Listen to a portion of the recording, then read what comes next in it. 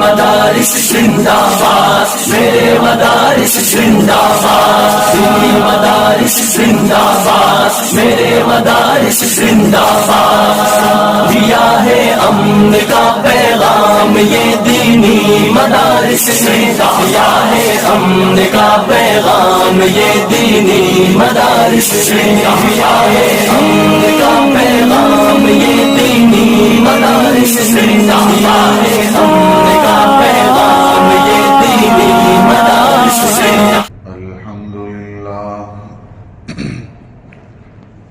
الحمد لله وكفى وسلام على عباده الذين اصطفى وصل وسلم على سيدنا محمد المصطفى وعلى آله وأصحابه نجوم الهدى وقادة التقى، أما بعد، أعوذ بالله من الشيطان الرجيم، بسم الله الرحمن الرحيم، وَلَقَدْ آتَيْنَا دَاوُودَ مِنَّا فَضْلًا يَا جِبَالُ أَوِّبِي مَعَهُ وَالطَّيْرَ وَأَلَنَّا لَهُ الْحَدِيدَ أَنِ اعْمَلْ سَابِغَاتٍ وَقَدِّرْ فِي السَّرْدِ وَاعْمَلُوا صَالِحًا إِنِّي بِمَا تَعْمَلُونَ بَصِيرٌ وَلِسُلَيْمَانَ الرِّيحَ غُدُوُّهَا شَهْرٌ وَرَوَاحُهَا شَهْرٌ وَأَسَلْنَا لَهُ عَيْنَ الْقِطْرِ وَمِنَ الْجِنِّ مَن يَعْمَلُ بَيْنَ يَدَيْهِ بِإِذْنِ رَبِّهِ وَمَن يَزِغْ مِنْهُمْ عَنْ أَمْرِنَا نُذِقْهُ مِنْ عَذَابِ السَّعِيرِ يَعْمَلُونَ لَهُ مَا يَشَاءُ مِنْ مَحَارِيبَ وَتَمَاثِيلَ وَجِفَانٍ كَالْجَوَابِ وَقُدُورٍ رَّاسِيَاتٍ اعْمَلُوا آلَ دَاوُودَ شُكْرًا وَقَلِيلٌ مِّنْ عِبَادِيَ الشَّكُورُ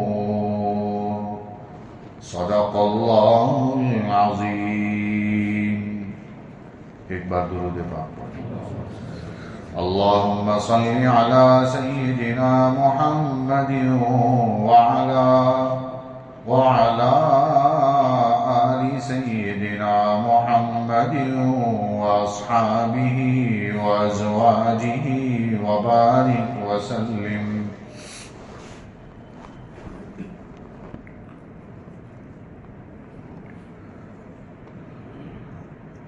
سورہ سبا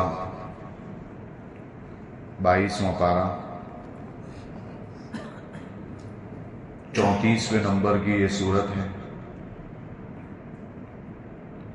ویسے یہ نازل ہوئی ہے 58 نمبر پر۔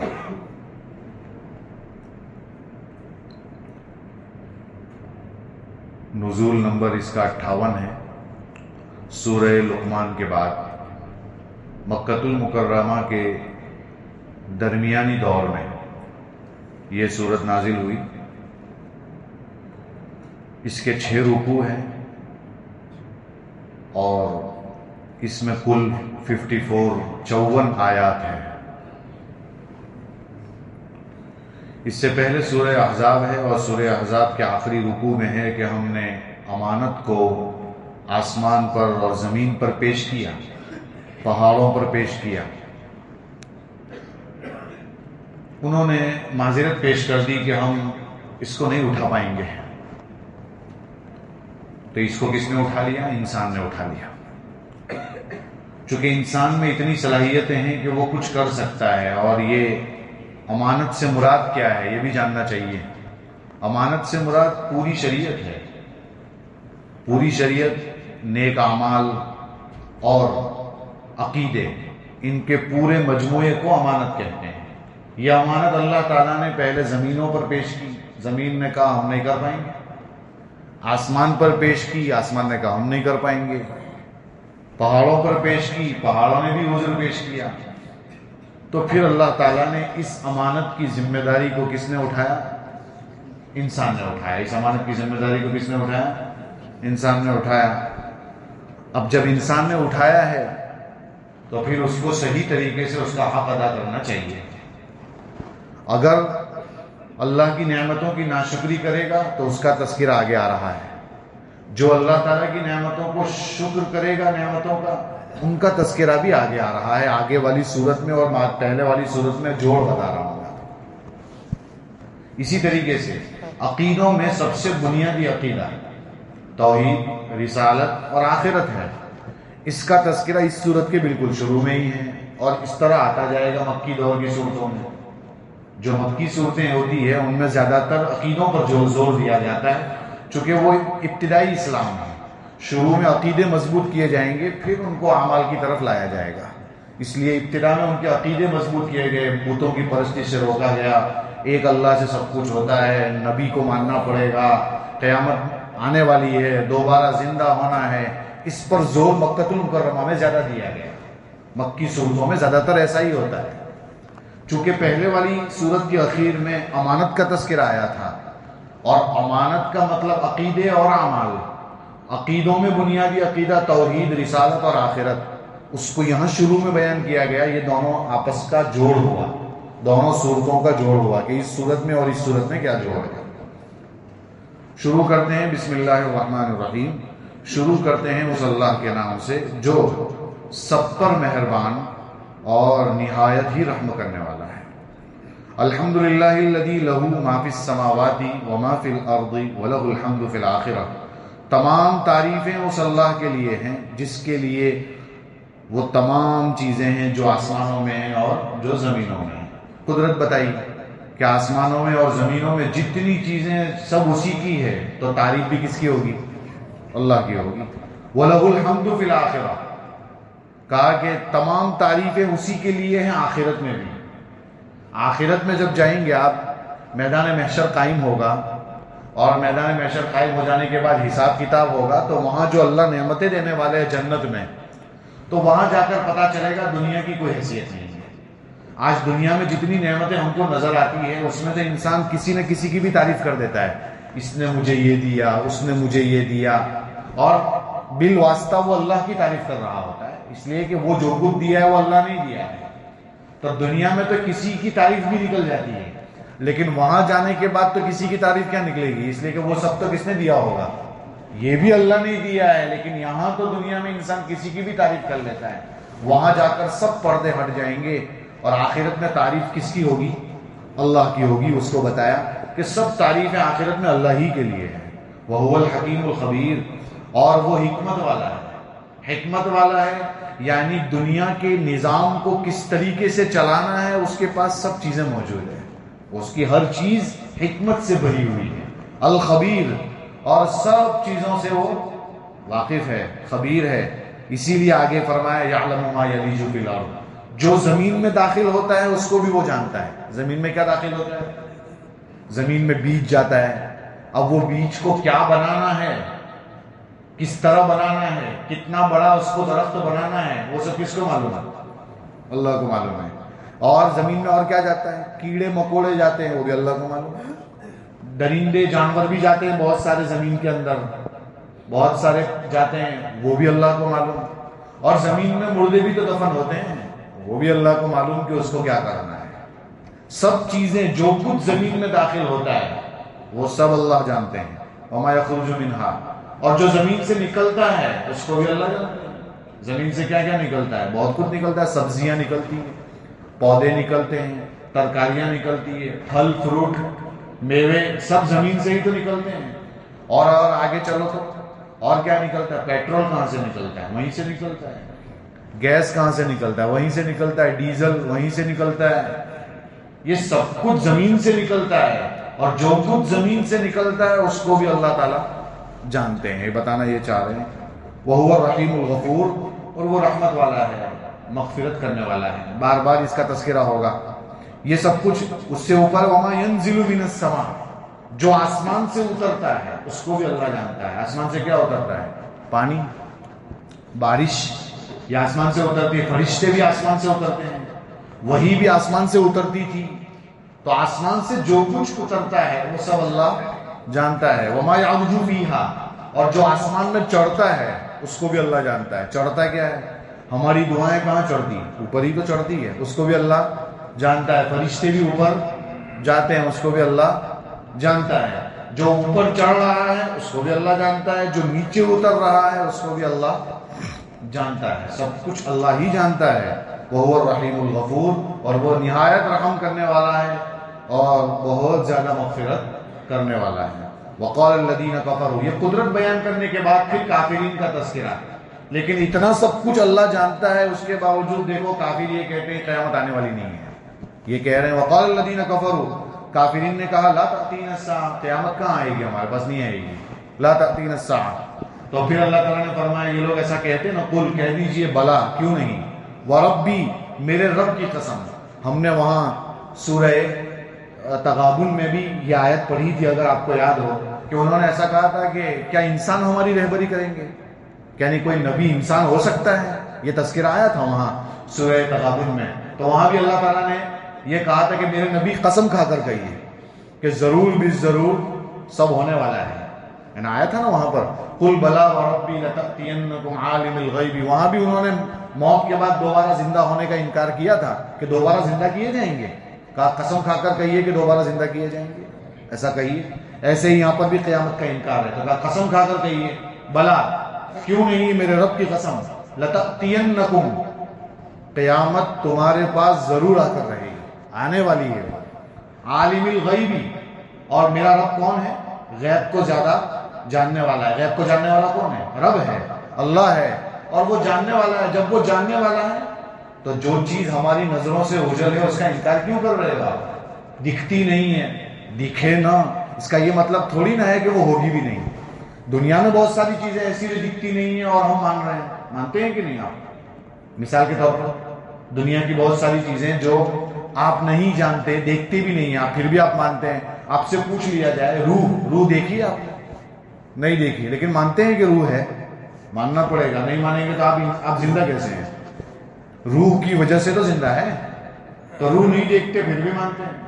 ایسے ہی دماغ, انسان کو دکھتا تھوڑی نہ ہے کہ دماغ کہاں ہے, کدھر ہے, لیکن مانتے ہیں کہ دماغ ہے. اگر نہیں مانتے تو بیوقوف کہا جائے گا اس کو کہ اس کا دماغ ہی نہیں ہے.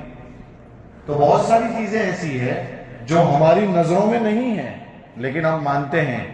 ایسے ہی یہ چیز بھی ایسی ہے جو ہماری نظروں میں نہیں ہے لیکن ہمیں ماننا چاہیے. اور مانیے, آنے والی ہے وہ غیب کو زیادہ جاننے والا ہے.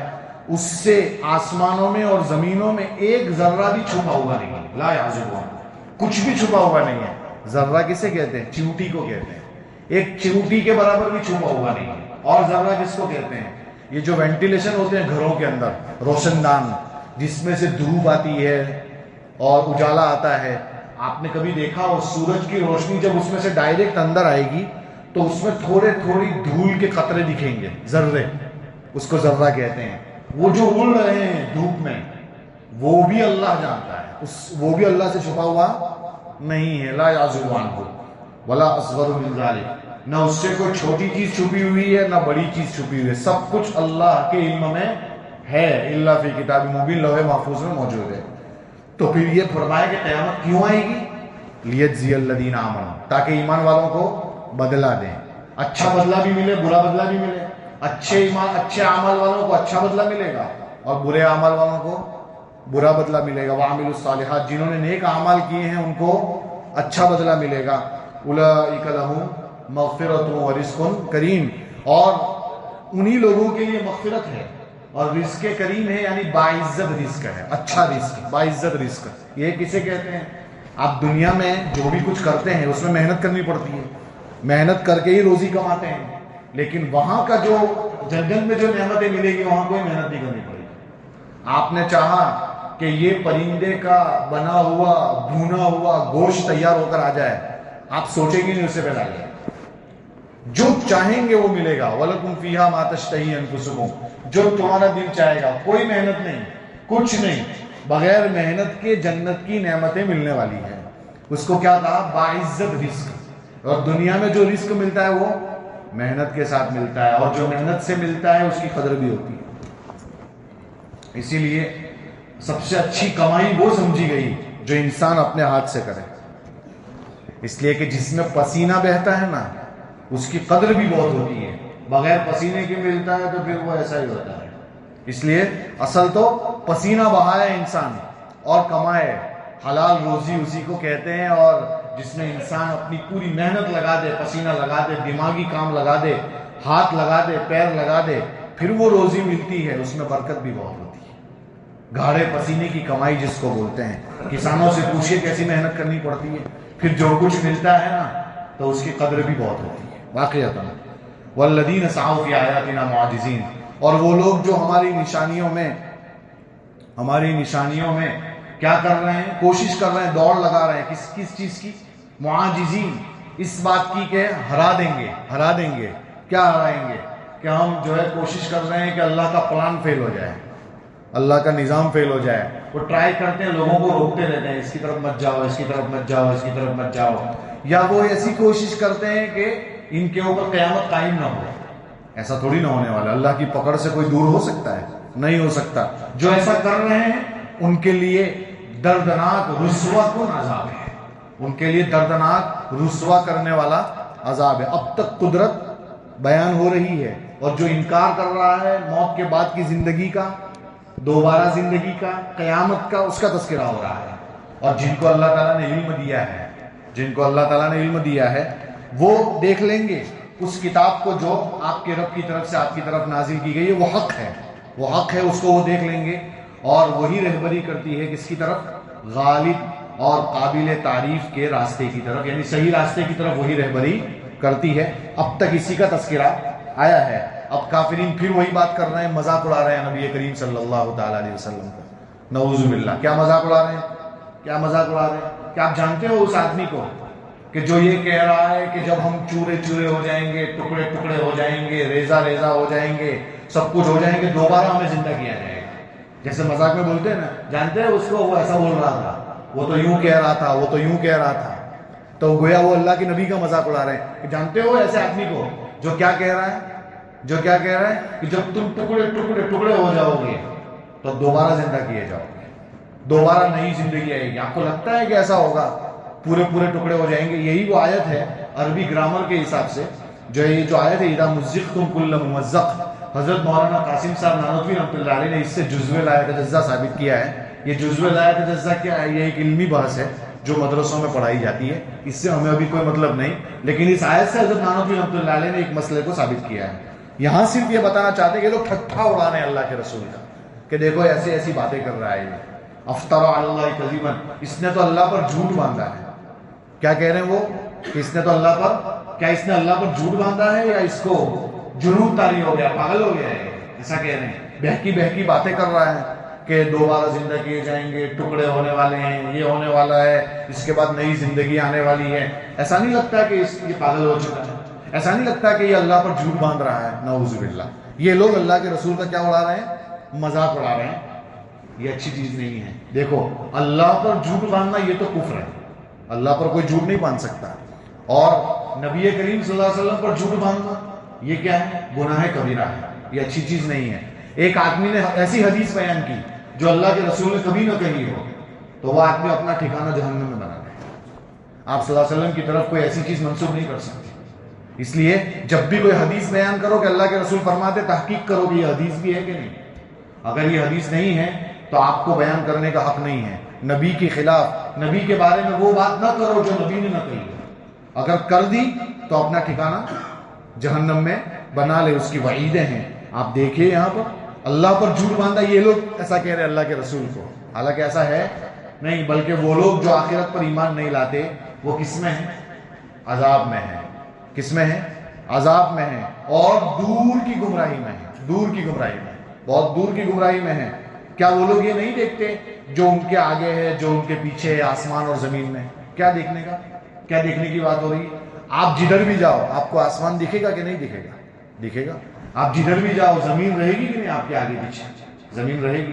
تو آپ کو چاروں طرف سے زمین نے گھیر رکھا ہے, آپ کو چاروں طرف سے آسمان نے گھیر رکھا ہے. آپ اللہ کی قدرت سے باہر تو ہے نہیں, آسمان زمین اللہ نے بنائے ہیں, پھر آپ کیسے انکار کر رہے ہوتے ہیں؟ کیسے انکار کر رہے ہو؟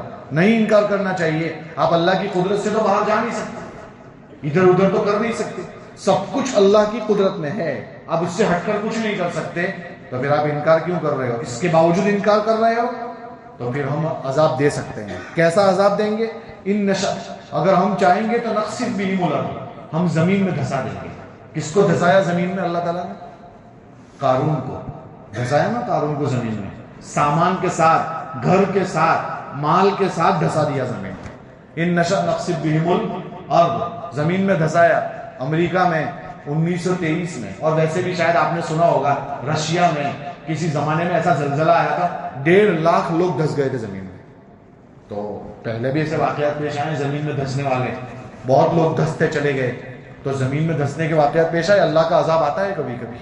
اور نسقط علیہم کسفا من السماء, یا آسمان کا ایک ٹکڑا ہی گرا دیں گے اوپر سے نیچے, تو لوگ مر جائیں گے. آگ کے شعلے بھی گرے ہیں.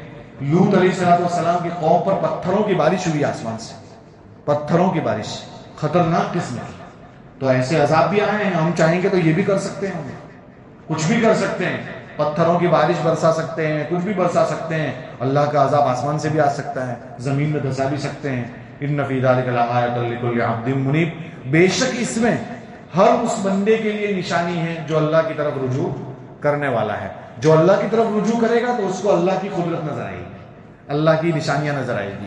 بہرحال یہ پورے رکوع کے اندر صرف اور صرف قدرت, توحید, موت کا انکار, موت کے بعد دوبارہ زندہ ہونے کا انکار, قیامت کا انکار, اس کو تفصیل سے بیان کر دیا. جب یہ آیت, یہ رکوع پورا ہوا تو اس میں آیا نا کہ اللہ کی طرف رجوع کرنے والا بندہ, تو اللہ کی طرف رجوع کرنے والے 2 بندوں کا تذکرہ آگے آ رہا ہے جو اصل ہے آج کے درس میں. شروع کی باتیں تو ہم پہلے بھی پڑھتے تھے اور اس کو مضبوط کرنے کی ضرورت ہے. توحید کے عقیدے کو, رسالت کے عقیدے کو, بعث بعد الموت کے عقیدے کو, موت کے بعد دوبارہ زندہ ہونا, قیامت, آخرت, اس کو تو مضبوط کرنے کی ضرورت ہے ہی ہے. لیکن اب آگے کیا ہے؟ آگے یہ ہے کہ اللہ کی طرف رجوع کرنے والے 2 بندے, حضرت داؤد علیہ السلام اور حضرت سلیمان علیہ السلام. سلیمان علیہ السلام کون ہیں؟ یہ داؤد علیہ السلام کے بیٹے ہیں. داؤد علیہ السلام کے بیٹے ہیں, اور داؤد علیہ السلام والد ہیں. یہ بنی اسرائیل کے نبیوں میں سے ایک نبی ہیں. کون؟ حضرت داؤد علیہ السلام. وَلَقَدْ آتَيْنَا دَاوُودَ مِنَّا فَضْلًا, ہم نے حضرت داؤد علیہ السلام کو کیا دیا؟ فضل دیا. کیا دیا؟ فضل. ہم ہی میں سے فضل دیا, یعنی نبوت دی. نبوت دی اللہ تعالیٰ نے. داؤد علیہ السلام کو اللہ تعالیٰ نے ایک تو نبوت دی, یہ بہت بڑا مقام ہے, نبوت سب سے اونچا مقام ہے کہ نبی بنایا ان کو. دوسرا, داؤد علیہ السلام کو اللہ تعالیٰ نے نبوت کے ساتھ ساتھ خلافت بھی دی. یہ بھی ہے قرآن کریم میں, یا داؤد انا جعلناک خلیفۃ فی الارض, ہم نے تجھے زمین میں کیا بنایا؟ خلیفہ بنایا, نائب بنایا. دیکھیے داؤد علیہ السلام کو خلیفہ بنایا گیا. اور داؤد علیہ السلام کی کیا خصوصیات ہیں؟ داؤد علیہ السلام صوم داؤدی بہت مشہور ہے, ایک روزہ رکھتے تھے. آج روزہ کل نہیں رکھتے تھے, پرسوں روزہ پھر دوسرے دن نہیں رکھتے تھے. یعنی ایک دن روزہ ایک دن افطار, ایک دن روزہ ایک دن افطار. آپ کو معلوم ہے یہ بہت مشکل ہے, یہ بہت مشکل ہے. دیکھو رمضان میں روزے رکھ رہے ہیں نا, ایک دن پہلا دن تھوڑا بھاری پڑتا ہے, اس کے بعد دوسرے تیسرے دن سے پھر بھاری نہیں پڑتا روزہ رکھنا, پھر چل رہا ہے کنٹینیو. چونکہ روزانہ رکھنے کا آ رہا ہے تو کوئی مشکل نہیں ہے. لیکن آپ کو یہ معلوم ہے کہ عادت نہیں بنتی اس میں. آج روزہ رکھا, اب کل نہیں رکھنا ہے, پھر پرسوں رکھیں گے تو وہ عادت نہیں بنی, اس لیے کہ نہ روزہ رکھنے کی عادت بنی نہ روزہ نہ رکھنے کی عادت بنی. دونوں عادت برابر نہیں بن رہی ہے. آج روزہ کل افطار, پھر روزہ پھر افطار, پھر روزہ پھر افطار. یہ سب سے مشکل ترین ہے. یہ داؤد علیہ السلام رکھتے تھے, اس کو کہتے ہیں صوم داؤدی. اور ایک ہوتا ہے صوم وصال, جو اس سے پہلے آ چکا ہے کہ آپ صلی اللہ علیہ وسلم مسلسل روزہ رکھتے تھے. کیسا روزہ؟ مغرب میں بھی افطار نہیں کرتے تھے, عشاء میں بھی نہیں, دوسرے دن پھر پورا روزہ, پھر اس مغرب میں بھی کبھی نہیں کرتے, پھر تیسرے دن مغرب میں جا کر افطار کرتے تھے. 3 دن کا لمبا روزہ, اس کو کہتے ہیں صوم وصال. صحابہ نے کہا اللہ کے رسول ہم رکھنا چاہتے ہیں. آپ نے فرمایا نہیں, میں تو اپنے رب کے پاس رات گزارتا ہوں, میرا رب مجھے کھلاتا ہے, میرا رب مجھے پلاتا ہے, میں رکھ سکتا ہوں, تم نہیں رکھ سکتے. آپ نے منع فرمایا. یہاں صوم داؤدی، یہ داؤد علیہ السلام کی خصوصیات میں سے ہے. ایک دن روزہ رکھتے تھے اور ایک دن افطار کرتے تھے، یہ داؤد علیہ السلام کی خصوصیات میں سے ہے. اور داؤد علیہ السلام کے ساتھ اور کیا ہوتا ہے؟ زبور ان کے اوپر نازل ہوئی. 4 بڑی بڑی آسمانی کتابیں نازل ہوئی ہیں، تورات، زبور، انجیل اور قرآن. اس میں سے زبور کس پر نازل ہوئی؟ حضرت داؤد علیہ السلام کا. یہ زبور کون سی کتاب ہے؟ آسمانی کتاب ہے، اور تورات کا تکملہ ہے. یعنی تورات میں جو کچھ تھوڑا بہت رہ گیا تھا اس کو مکمل کیا ہے زبور نے. تو زبور یہ تورات کا تتمہ ہے، اینڈ ہے، مکمل کیا اس کو. تو زبور اس کی تلاوت کرتے تھے حضرت داؤد علیہ السلام. کیسی زبردست تلاوت کرتے تھے؟ ایسی زبردست تلاوت کرتے تھے داؤد علیہ السلام زبور کی کہ ان کے بارے میں ہے کہ جب وہ تلاوت کرتے تھے تو ان کے ساتھ پرندے بھی جھومتے تھے، ان کے ساتھ درندے بھی سب رک جاتے تھے، سب ٹھہر جاتے تھے. پہاڑ آپ کے ساتھ تسبیح بیان کرتے تھے، پہاڑ بھی تسبیح بیان کرتے تھے آپ کے ساتھ ساتھ. آگے آ رہا ہے، پرندے بھی تسبیح بیان کرتے تھے آپ کے ساتھ ساتھ. اس سے انداز لگائیے کیسا زبردست 70 لہجوں میں 70 لہجوں میں حضرت داؤد علیہ السلام تلاوت کرتے تھے. آپ سوچئے تو صحیح کیسی تلاوت کرتے ہوں گے. ہم نے آپ کو اس سے پہلے جمعہ کے دن کے بارے میں بتایا تھا کہ یوم المزید کہا اس کو، اور وہ میدان مزید میں اللہ تعالیٰ جو دربار سجانے والے ہیں جنت میں، وہ بتایا تھا آپ کو کہ کرسیاں لگے گی، ممبر لگے گا. اس میں ہم نے بتایا تھا کہ سب کچھ لگنے کے بعد داؤد علیہ السلام کو حکم دیا جائے گا زبور آپ ایک مضمون سنائیے، تو وہ سنائیں گے اور سب پر کیف طاری ہو جائے گا، سب وجد میں آ جائیں گے. تو وہ داؤد علیہ السلام کیسا زبردست اللہ نے گلا دیا ہوگا، کیسی آواز دی ہوگی. آپ جانتے ہیں نبی کریم صلی اللہ تعالی علیہ وسلم کی آواز بھی بڑی زبردست تھی. آپ صلی اللہ علیہ وسلم کے بارے میں ہے، حضرت جبیر بن مطعم رضی اللہ تعالیٰ عنہ فرماتے ہیں میں جب پہلی مرتبہ پہنچا مغرب میں تو سورہ طور آپ صلی اللہ علیہ وسلم پڑھ رہے تھے قرآن کی، اور میں نے آپ کی آواز سنی. آپ سے زیادہ خوبصورت آواز والا کسی کو نہیں دیکھا. یہ کون فرما رہے ہیں؟ حضرت جبیر بن مطعم. آپ کی آواز کیوں نہیں، جو کائنات کے نبی ہیں، سب نبیوں کے نبی ہیں، اور پھر اس آپ ہی کے لیے کائنات سجائی گئی ہے، اور قیامت کے دن آپ کی سفارش سے حساب کتاب شروع ہونے والا ہے، آپ پر آخری کتاب نازل ہوئی ہے، تو پھر کیوں نہیں آپ کی آواز کیوں خوبصورت نہیں ہوگی؟ آپ کی آواز جس پر قرآن نازل ہوا وہ جب قرآن پڑھتے ہوں گے تو کیا کہنا. یہی وہ قرآن ہے جس نے حضرت عمر رضی اللہ عنہ کی زندگی چینج کر دی تھی، بدل دی تھی. یہی وہ قرآن ہے جس نے کئی لوگوں کی زندگیوں میں انقلاب برپا کیا. تو آپ صلی اللہ علیہ وسلم پڑھتے ہوں گے تو کیا کہنا. بلکہ آپ کے غلام پڑھتے ہیں، آپ کے امتی پڑھتے ہیں تو لوگوں پر کیا کیف طاری ہو جاتا ہے. تو پھر آپ پڑھتے ہوں گے تو کیا کہنا. آپ کے غلاموں میں حضرت ابو موسیٰ اشعری رضی اللہ تعالیٰ بڑے صحابی ہیں. ان کے بارے میں ہے کہ ایک دن آپ تلاوت کر رہے تھے رات کو اندھیرے میں، تو حضرت عائشہ اور اللہ کے رسول خود کھڑے ہو گئے سننے کے لیے رات کے اندھیرے میں. صبح میں آپ صلی اللہ علیہ وسلم کی خدمت میں آئے حضرت ابو موسیٰ اشعری رضی اللہ تعالیٰ، اور انہوں نے آ کر وہ جب آئے تو اللہ کے رسول نے فرمایا ابو موسیٰ رات کو کیا بہترین قرآن پڑھ رہے تھے آپ، کیا سنا رہے تھے آپ. ابو موسیٰ اشعری رضی اللہ تعالیٰ سے اللہ کے رسول نے فرمایا کہ آپ کو داؤدی گلا اللہ نے عطا کیا ہے. دیکھیے سرکار نے حضرت داؤد علیہ السلام کا نام لیا کہ داؤد کو جو اللہ تعالیٰ نے گلا دیا تھا وہ گلا ابو موسیٰ آپ کو دیا ہے. کیا بہترین قرآن پڑھ رہے تھے. حضرت ابو موسیٰ نے کیا فرمایا؟ حضرت ابو موسیٰ نے فرمایا اللہ کے رسول، ایک اور واقعے میں بھی ہو سکتا ہے، فرمایا کہ اللہ کے رسول کہ مجھے کیا معلوم کہ آپ قرآن سن رہے تھے، اگر مجھے یہ پتا چلتا کہ آپ سن رہے تھے تو میں اور اچھا کر کے پڑھتا اس کو.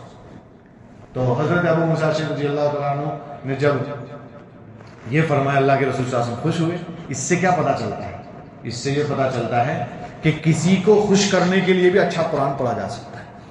کہ کوئی آیا ہے میرے پیچھے، میں ذرا اس کے ساتھ اچھا معاملہ کروں، میں اس کے ساتھ اس کے دل کو خوش کروں، اس کے لیے بھی اچھا قرآن پڑھنا چاہے تو انسان پڑھ سکتا ہے. حضرت سالم کے بارے میں ایک بہترین قرآن پڑھتے تھے. صحابہ میں بہت سارے صحابہ ایسے ہیں جو بہترین قرآن پڑھتے تھے، بہترین قاری تھے. حضرت ابی بن کعب رضی اللہ تعالیٰ عنہ کے بارے میں ہے کہ اللہ کے رسول نے ایک دن فرمایا کہ ابی میں آپ کو قرآن سنانا چاہتا ہوں. حضرت ابی نے کہا اللہ کے رسول قرآن مجھ پر نازل نہیں ہوا، آپ پر نازل ہوا، مجھے آپ کو سنانا چاہیے. آپ کہہ رہے ہیں کہ میں آپ کو سناؤں، اللہ کے رسول آپ مجھے سنائیں گے؟ فرمایا جی ہاں، اللہ کا حکم آیا ہے کہ ابی کو قرآن سناؤ. اللہ کا حکم آیا ہے. تو حضرت ابی بن کعب رضی اللہ تعالیٰ نے فرمایا اللہ نے میرا نام لیا ہے. کہا جی ہاں اللہ نے آپ کا نام لیا ہے کہ ابی کو قرآن سناؤ. سورہ لم یکن الذین کفروا پوری سنائی گئی. دیکھیے صحابہ کا مقام دیکھیے کیا ہے کہ صحابی کو اللہ کے رسول قرآن سنا رہے ہیں. دیکھیے ایسے بھی لوگ رہے. تو اچھا قرآن جس کو اللہ نے اچھا گلا دیا ہو, اچھی آواز دی ہو, جب وہ قرآن پڑھتا ہے 1450 سال ہو گئے, 1450 سال ہو گئے. جب اچھا قرآن کوئی آج بھی پڑھتا ہے تو گانے والیاں سب بیکار ہے اس کے سامنے. اس کا قرآن سن کر دل لگ جاتا ہے, بلکہ اندر دہلنے لگتا ہے کہ اور سنو اور سنو اور سنو. تو قرآن آج بھی لوگوں کی زندگیوں میں انقلاب برپا کرتا ہے. 1450 سال ہو گئے. اللہ کا کلام ہے. جب کوئی اچھے طریقے سے اسے پڑھتا ہے تو پھر اللہ تعالیٰ اسے اور زیادہ دھیان سے سنتے ہیں, اور زیادہ توجہ سے سنتے ہیں. اس لیے ہے نا کہ کوئی قرآن پڑھنے والے کو جب اللہ سنتا ہے, جتنا دھیان سے سنتا ہے اتنا تو کوئی دنیا میں گانے والیوں کو نہیں سنتا ہوتا.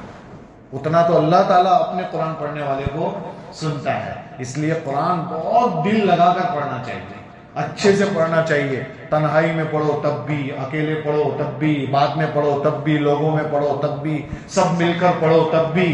قرآن اچھے سے پڑھنا چاہیے. قرآن ایک ایسی دولت اللہ تعالیٰ نے ہمیں دی ہے کہ قیامت تک کے مسئلے اسی سے حل ہونے والے ہیں.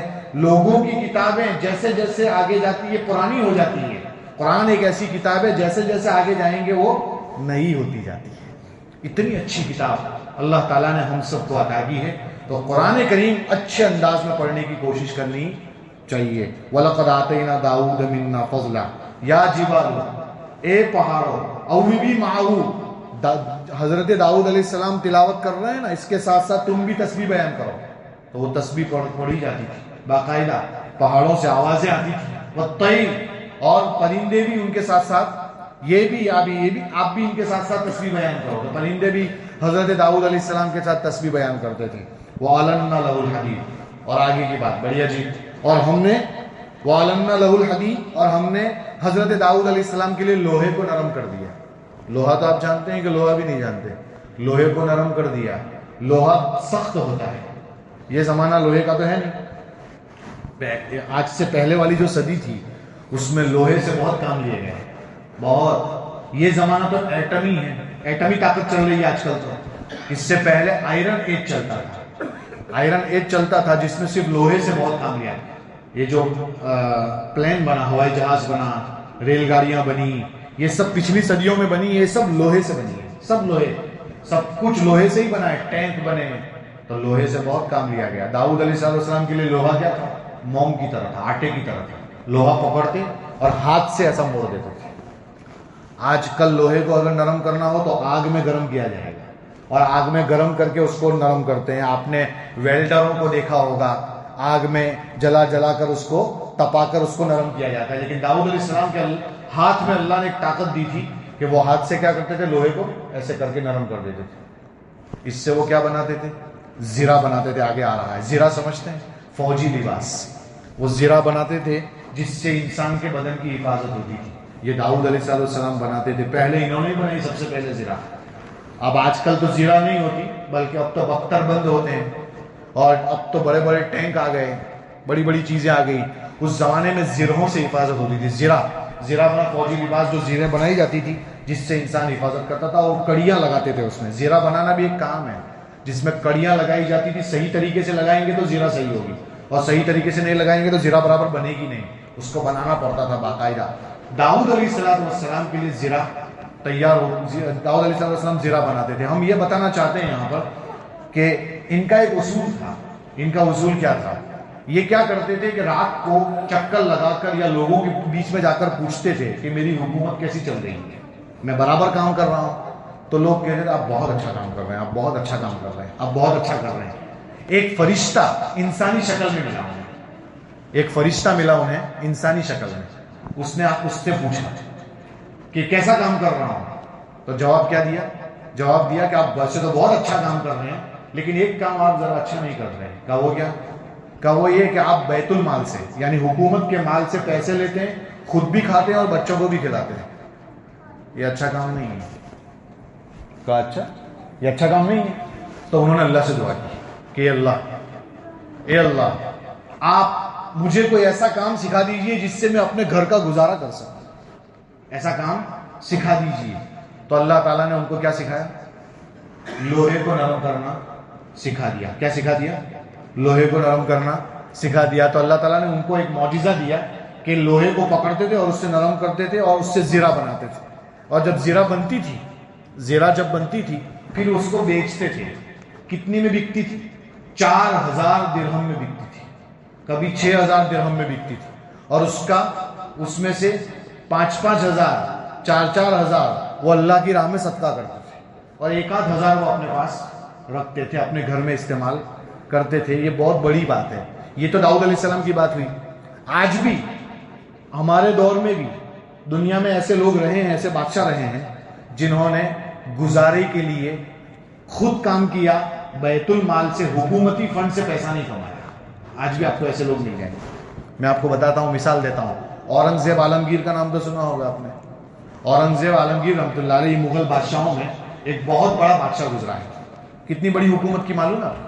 کتنی بڑی حکومت؟ 54 سال حکومت کی انہوں نے, 54 سال, اور پورے انڈیا پر حکومت کی. پورے انڈیا سے مراد آج کل جو انڈیا ہے وہ نہیں, غیر منقسمہ ہندوستان, یعنی انڈیا, پاکستان, بنگلہ دیش, تبت, برما, نیپال, یہ 6 کو ایک کرو وہ ایک انڈیا تھا اس وقت, پورا ہندوستان. یہ پورے ہندوستان پر اورنگزیب عالمگیر نے حکومت کی. اور آپ جانتے ہیں کیسی حکومت کی؟ ایسی حکومت کی جیسی اللہ کے رسول نے کی, ایسی حکومت کی جیسے خلفائے راشدین نے کی. اسی لیے علماء نے لکھا ہے کہ خلافت راشدہ تو ختم ہو گئی تھی لیکن ختم نہیں ہوتی. قیامت تک جو بھی آدمی ایسا ہوگا جو اللہ کے رسول اور صحابہ کے طریق پر حکومت کرے گا, خلفائے راشدین کے, اس کو خلیفہ راشد کہا جائے گا. تو اورنگزیب عالمگیر کو بھی خلیفہ کہا گیا, خلیفہ راشد. 54 سال حکومت کی اور اتنے بڑے ہندوستان پر حکومت کی. وہ بیت المال سے 1 بھی روپیہ نہیں لیتے تھے, کبھی نہیں لیا انہوں نے. وہ کیا کرتے تھے؟ قرآن لکھتے تھے, اچھا لکھتے تھے. ان کو قرآن لکھنے کا بہت شوق تھا, تو وہ قرآن خود لکھتے اور پورا قرآن جب لکھ لیتے تو اس کو بیچتے تھے اور اس سے پیسے کماتے تھے اور اسی سے اپنے گھر کا گزارا کرتے تھے. لوگ کیسے لوگ تھے, قرآن لکھ کر کمائی حاصل کرتے تھے. اچھے خطاط تھے. ایک پارا آج بھی لکھا ہوا دارالعلوم دیوبند کے کتب خانے میں موجود ہے, آپ جا کے دیکھ سکتے ہیں. اورنگزیب عالمگیر کا لکھا ہوا دارالعلوم دیوبند کے کتب خانے میں آج بھی موجود ہے, لائبریری میں. اس کے ہاتھ کا لکھا ہوا اورنگزیب عالمگیر کا. زبردست حکومت کی ہے.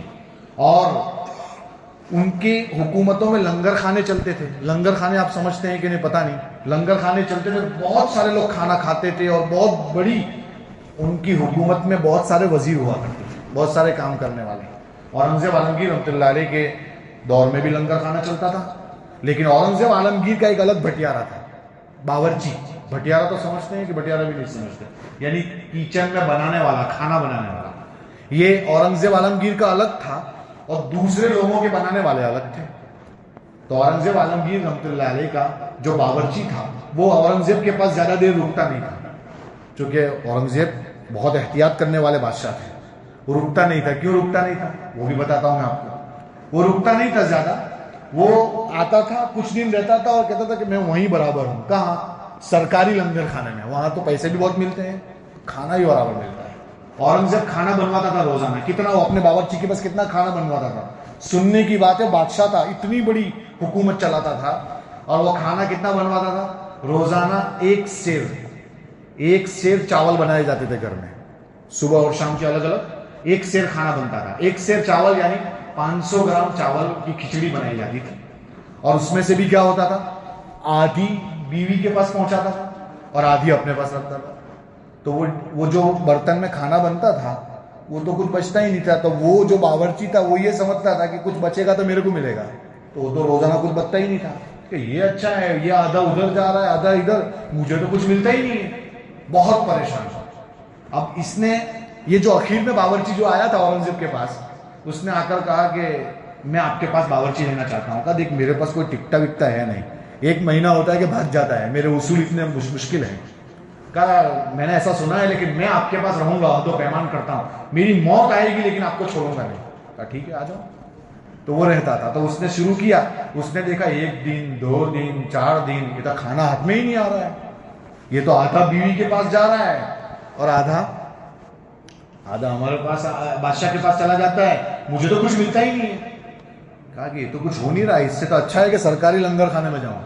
لیکن اب عہد کر لیا تھا کہ مروں گا تو یہی مروں گا, کروں کیا سمجھ میں نہیں آ رہا ہے. اس کو سمجھ میں نہیں آیا تو اس نے کہا کہ کچھ ایسا کروں کہ جس سے بادشاہ غصے ہو جائے اور بھگا دے گا مجھے کہ چل نکل یہاں سے, اب نہیں آنا چاہیے تھی یہاں پر. کہا کہ ایک دن ایسا کیا میں نے کہ جو ہے کھانے کے اندر نمک ہی نہیں ڈالا. اب نمک نہیں ڈالیں گے تو مشکل لگے, وہ کھانا ٹیسٹی نہیں بنے گا. تو وہ کھانا جو ہے بادشاہ نے گیا اور آدھا بیوی کو دیا اور آدھا ان کے پاس. بادشاہ نے برابر کھا لیا, اس کچھ بھی نہیں بولا. بادشاہ کچھ بولے ہی نہیں. جب کچھ نہیں بولے تو اس کو یہ عجیب مسئلہ ہے, پورا کھا گیا اور کچھ بول بھی نہیں. بادشاہ کچھ بول ہی نہیں رہے, ایسا لگتا ہے پریشر کا مریض ہے کہ بغیر نمک کا کھاتا ہے. پھر چھوڑا کہ اچھا دیکھتے ہیں کچھ, یہ اسکیم فیل گئی. 5-7 دن ہوئے تو 5-7 دن کے بعد کہا کہ اب کیا کرتا ہوں, ڈبل ٹیبل چوبل نمک ڈال دیا اس میں, بہت سارا نمک بھر بھر کے ڈال دیا. پھر بادشاہ کے پاس پہنچا. بادشاہ کے پاس جب کھانا پہنچا, آدھا ادھر گیا نہ آدھا ادھر آیا. تو آدھا آیا تو بادشاہ نے پھر کھایا, ایک لقمہ کھایا اور دیکھا کہ گڑبڑ ہے, تو ایسا کر کے دیکھا اوپر, اور دیکھنے کے بعد پھر نیچے دیکھا, پھر پورا کھا گئے. کہ یہ بھی مسئلہ ہے کہ یہ بھی کچھ نہیں بولا, ادھر بھی کچھ نہیں بولا, اب کون سی اسکیم اپناؤں سمجھ میں نہیں آ رہا. یہ بھی پورا کھا گیا بس. پھر جب یہ کھانے سے فارغ ہوئے بادشاہ اس وقت, تو کہا کہ یہ برتن لے جاؤ اور کل جو ہے 1.5 سیر بنا کر لانا. روزانہ 1 سیر بنتا تھا, کل 1.5 سیر بنا کر لانا اور لے کر آؤ, پھر دیکھتے ہیں. پھر 1.5 سیر کا کہ یہ عجیب مسئلہ ہے. 1.5 سیر کا دیکھو جتنا بیوی کو دیتے ہیں اہلیہ کو اتنا تو دے دینا ہے, جو بچے گا وہ میرے پاس لانا ہے آپ کو. ٹھیک ہے. پتا نہیں اب کل کیا کرنے والا ہے بادشاہ. تو کل جب بادشاہ کے پاس پہنچے تو 1.5 سیر بنا ہوا تھا, آدھا تو ادھر گیا تھوڑا بہت جو روزانہ جاتا ہے. اب بہت سارا حصہ بادشاہ کے پاس آیا, یعنی 1 سیر پورا بادشاہ کے پاس آیا. وہ 1 سیر آیا بادشاہ کے پاس, تو بادشاہ نے جتنا کھانا تھا اتنا کھا لیا. اب آدھا بچ گیا, بلکہ زیادہ بچ گیا. تو جتنا بچا تو بادشاہ نے کہا کہ جو ہے اس کو میرے 9 رتن ہے. آپ نے سنا ہوگا, اسکولوں میں پڑھا ہوگا کہ اکبر بادشاہ کے زمانے سے 9 رتن چلتے تھے. رتن جو وزیر ہوتے تھے, آج بھی کیبنٹ میں بڑے بڑے لوگ ہوتے ہیں بادشاہ کے, 25, 30, 40 ہوتے ہیں اب تو. اس زمانے میں جو کیبنٹ کے خاص لوگ ہوتے تھے اس کو رتن کہتے تھے. تو 9 رتن تھے, اکبر بادشاہ کے زمانے سے چلے آ رہے تھے. اورنگزیب عالمگیر کے بھی 9 رتن تھے. کہا کہ دیکھو یہ جو میرے 9 رتن ہے نا, یہ جو آدھا بچا ہوا ہے نا, اس کے 9 ٹکڑے کرو. کتنا بچا ہے اس میں سے 9 حصے کرو, اور یہ 9 حصوں کو میرے 9 رتن کو جا کے پہنچا دو. کہ یار اتنے سے کھانے کے 9 ٹکڑے کرنے کے, 9 حصے کرنے کے, اور پھر وہ بھی 9 رتن کو جا کے پہنچانے ہیں. کہ یہ کیا کرنے والا ہے, کچھ سمجھ میں آ نہیں رہا ہے. 9 رتن کو پہنچوائے. تو وہ اس زمانے میں بادشاہ کے پاس جانے کا ایک رواج ہوتا تھا, ٹوپی پہنی جاتی تھی, بڑا لگن لایا جاتا تھا, اس میں ایک اسپیشل برتن ہوتا تھا, اس میں رکھا. اب اتنا سا کھانا لے کے جانا ہے ہر ایک کے پاس. رتنوں کو معلوم ہو گیا کہ بادشاہ کا منہ کا بچا ہوا کھانا آ رہا ہے ہمارے پاس. تو رتن بہت خوش کہ بادشاہ سلامت کا بچا ہوا کھانا مل رہا ہے. یہ بہت بڑی بات ہے کہ کسی کا بچا ہوا کھانا مل رہا ہے. تو بہت خوش, بہت خوش, بہت خوش. جب یہ سب کے پاس ایک ایک برتن میں لے کر جاتا تھا, تو 1 فرلانگ دور اس کا استقبال کرنے آتے تھے رتن. کیا آپ بادشاہ کا بچا ہوا کھانا لائے؟ اتنی دور تک استقبال ہوتا تھا, یعنی اپنے گھر سے کئی دور نکلتے تھے لینے کے لیے. جب وہ اسے قریب پہنچتے تو وہ لیتا, اور خوشی خوشی میں اسے 1 لاکھ روپئے ملتے تھے. ہر رتن اسے 1 لاکھ روپئے دیتا تھا. اب یہ 1 لاکھ آپ سمجھ لو, 1 لاکھ ہو کہ 10 لاکھ ہو, اس زمانے کے 1 لاکھ بہت ہوتے ہیں. آج کے تو پتہ نہیں کہاں پہنچیں گے. وہ 1 لاکھ روپئے ایک رتن, دوسرے رتن نے بھی 1 لاکھ دیے, تیسرے رتن نے بھی 1 لاکھ دیے, چوتھے نے بھی دیے. سب کو دے کر آ گیا. بادشاہ نے پوچھا دیا ہے؟ کہا دیا ہے. کہا اچھا دیا ہے, سچ میں دیا ہے؟ کہاں دیا ہے. کہا میرے رتنوں نے کچھ دیا کہ نہیں آپ کو؟ کہا کہ بادشاہ سلامت اتنا دیا کہ میری نیچے کی 10 نسل کھا سکتی, اتنا دیا ہے, اتنا سب دے دیا.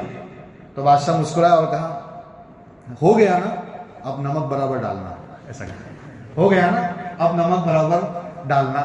دیکھیے بادشاہ سلامت نے کس طریقے سے اس کا معاملہ نمٹایا.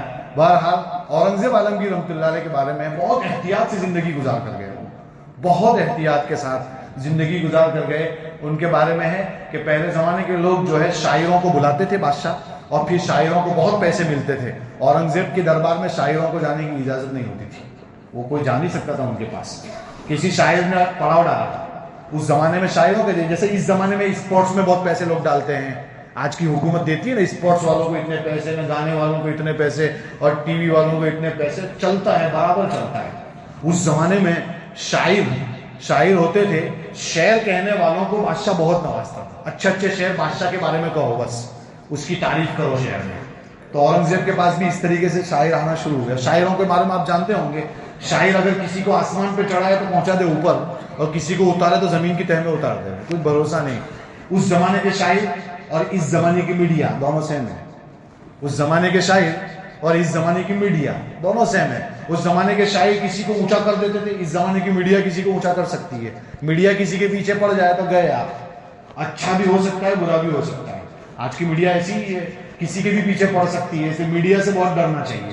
خیر, وہ شاعر آتے تھے ان کے زمانے میں, تو بادشاہ کے پاس بھی شاعر باہر دروازے سے اجازت مانگتے تھے. بادشاہ اجازت نہیں دیتا تھا.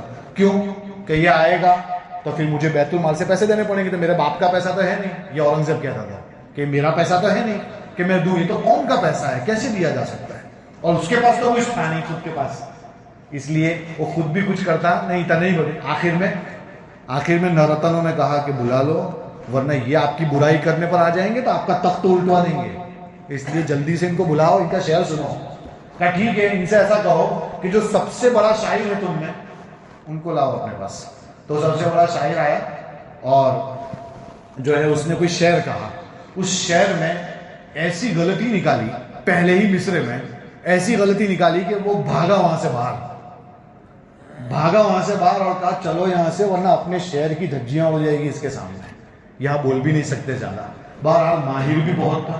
اس کی حکومت میں فتاوی عالمگیری لکھی گئی ہے, بہت زبردست ہے, جس کو فتاوی ہندیہ بھی کہتے ہیں.